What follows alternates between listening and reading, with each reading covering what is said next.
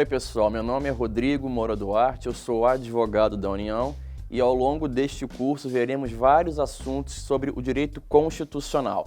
E neste primeiro bloco, nesta primeira parte, veremos quase uma obrigação para compreender os temas que virão depois, toda a parte histórica do direito constitucional, o que é uma Constituição e o mais importante para o Brasil, especialmente, a história das constituições no Brasil, desde a primeira do Império até a atual Constituição.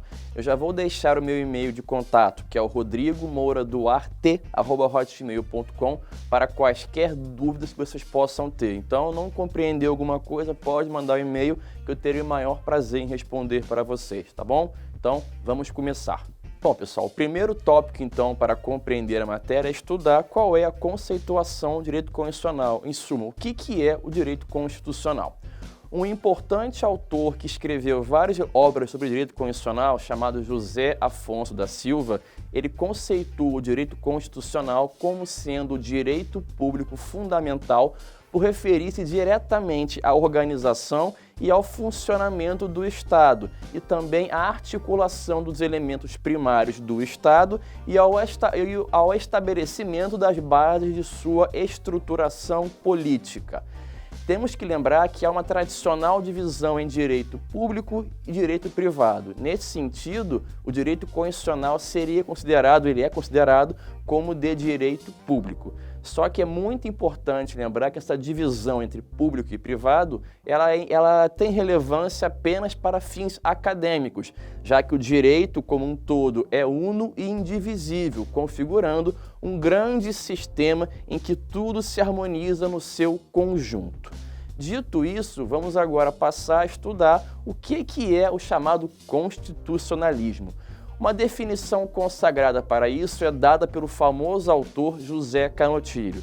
Segundo José Canotilho, o constitucionalismo é uma teoria ou uma ideologia que ergue o princípio do governo limitado como sendo indispensável à garantia dos direitos em uma dimensão estruturante da organização político-social de alguma comunidade. Nesse sentido, o constitucionalismo moderno representa uma técnica específica de limitação do poder com fins garantísticos. Assim sendo, esse conceito transporta um claro juízo de valor. É, no fundo, na realidade, uma teoria normativa da política, tal como a teoria da democracia ou a própria teoria do liberalismo. Portanto, os textos constitucionais contém regras de limitação do poder autoritário e também regras que vão fazer a prevalência de direitos fundamentais. Continuando então, pessoal, sobre o direito constitucional e a sua parte histórica, vocês devem primeiro, para estudar o direito constitucional, compreender como é que é a história dele. Por isso, é possível visualizar dois grandes movimentos constitucionais: o constitucionalismo antigo e o moderno. O chamado constitucionalismo moderno é um movimento político, social e cultural que, principalmente a partir de meados do século XVIII, questionou no plano político, no plano filosófico e jurídico, os tradicionais esquemas de domínio político, sugerindo simultaneamente a invenção de uma forma de ordenação e de fundamentação do próprio poder político.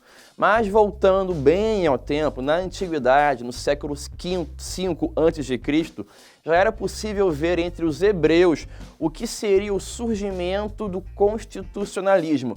Claro que bem diferente do que você entende hoje em dia. De qualquer forma, já havia previsão de, em um Estado teocrático, ou seja, um Estado baseado na religião, limitações ao poder político, porque era assegurado aos profetas a legitimidade para fiscalizar os atos governamentais que extrapolassem os limites bíblicos. Já nas cidades-estados da Grécia também havia um viés de democracia constitucional, pois a democracia direta, ainda que com grandes restrições para quem era tido como cidadão, consagrava um sistema político com identidade entre governantes e governados, no qual o poder político estava igualmente distribuído entre todos que fossem tidos por cidadãos ativos. Avançando um pouco mais, já na Idade Média, a famosa Magna Carta de 1215 é tida como o grande marco do chamado constitucionalismo medieval, estabelecendo, ainda que meramente no campo formal, a proteção a importantes direitos individuais, notadamente no campo tributário. Já na Idade Moderna, os autores especializados consideram vários documentos como marcos constitucionais importantes. O Petition of Rights de 1628, o Habeas Corpus Act de 1679, o famoso Bill of Rights de 1689 e o Act of Settlement de 1701. Reparem que os anos são bem próximos de propósito, que houve um movimento justamente nesse sentido de vários direitos e garantias contra um poder autoritário.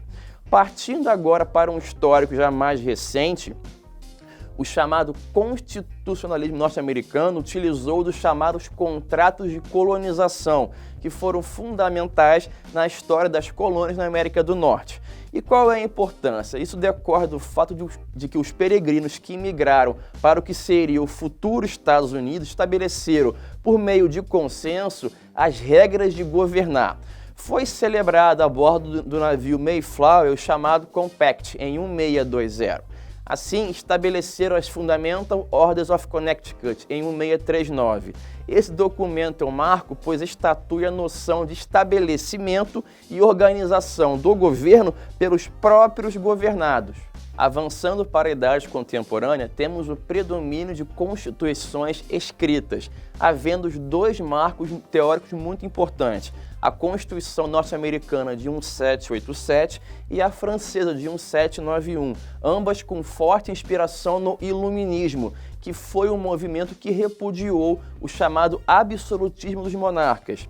Esse constitucionalismo foi marcantemente liberal, com grande foco no individualismo, no absenteísmo estatal e também na valorização da propriedade privada e a proteção do indivíduo. Já no século XX e no século XXI, ganhou força a defesa do neoconstitucionalismo, constitucionalismo pós-moderno ou simplesmente pós-positivismo. Segundo essa visão, a Constituição não pode mais ser vista apenas como uma limitação aos poderes estatais, mas também como uma busca pela eficácia da própria Constituição, especialmente para concretizar direitos fundamentais. Há três marcos fundamentais para identificar o neoconstitucionalismo. Temos o marco histórico, o marco filosófico e o marco teórico. O marco histórico é a própria formação do Estado constitucional de direito, cuja consolidação se deu ao longo do final do século XX. Já o marco filosófico envolve a centralidade dos direitos fundamentais e a reaproximação entre direito e ética. O marco teórico, por sua vez, envolve o conjunto de mudanças que incluem a chamada força normativa da Constituição, a expansão da jurisdição constitucional e também o desenvolvimento de uma nova dogmática de interpretação constitucional, sempre com o fim de garantir e assegurar direitos. Assim, o objetivo é fazer uma leitura moral do direito, mas sem recorrer a uma categoria puramente metafísica. A interpretação e aplicação do ordenamento jurídico devem ser inspiradas por uma teoria de justiça, mas não podem comportar voluntarismos ou então personalismos, especialmente os judiciais.